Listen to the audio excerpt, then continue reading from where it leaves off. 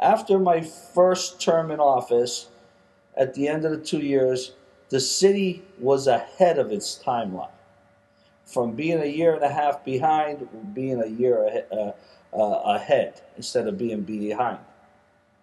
Developer was still a year behind. He wasn't doing anything.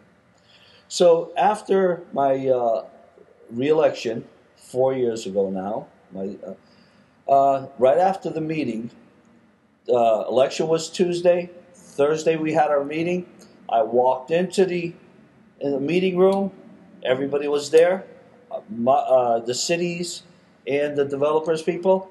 I walked up and I said, Mr. Developer, you have 1 month to catch up on all your timelines or we're going to separate. Well, he said, you can't do that. I said, yes, we have. We can because we've been following the contract. The city is no longer behind. You're behind and the city's ahead of itself. So either you catch up, you perform to your contract, to the contract that is signed, otherwise we'll terminate our ways. Well, he didn't believe it. Month went by, nothing happened. So what did we do is we took him to court. 3 lawsuits later, we won all 3 lawsuits, and we got so the second term was for getting rid of the developer. To wipe the slate. Yeah. And I just point out that, I mean, there's a lawsuit, you settled the lawsuit out of court, you guys started clean. You were reelected again. Right. Since then. So I think you could say, or my interpretation of it is, all that old stuff with the developer that's been going back for years, well, people sided with you in the city of Derby because you got reelected. Yeah. So now we got Eclipse in here. Right. I guess people are trying to bring up years and years ago, but what's going on right now? That's why I'm giving you the scenario on everything. Here's what happened. Here's what happened. So the first 2 years was everybody performed the contract. The city did, but the contractor did. The second term, my second term was to get rid of the developer because they were non-performing. And then my third term, which is now, last September, we went out to bid. And the state even recommended Eclipse. There was approximately about 20 different developers that were interested on putting in a bid for the downtown project. But most of them, the projects that they were proposing were terrible. I mean, one of them was a super Walmart with a sea of parking. And it was like, no, that ain't going to happen in our city. So when we went through our picking who was going to have the best project, and we talked to Eclipse, and we went to see the project that he did in North Haven. Beautiful project, quality retailers, and he listened to us. We told him, says, Derby's over 300 years old. Derby has history. So we don't want just flashy glass, and we want like a setting, a type that looks like a village, and the buildings look historically, look old. Facades, you can make them look like anything, So with that, it says, sure, that's what you want. That's what we'll give you. So we went into contract a year ago with Eclipse.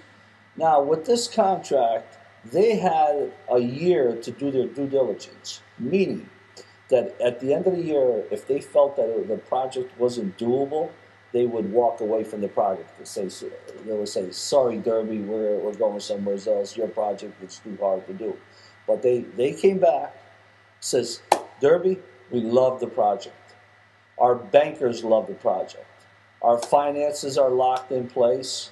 Our bankers will give us up to, I believe he said it was $100 million that they'll loan the developer to do the project.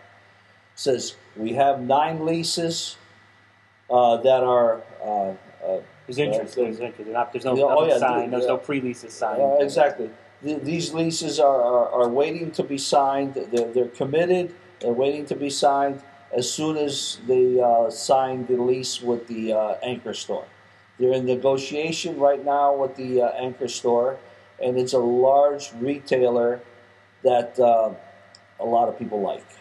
We're not allowed to say those names, but we're allowed to say the names that have that the developer always has them follow them around, like the national restaurants, Olive Garden, Red Lobster, and a Starbucks, that are very committed to coming here.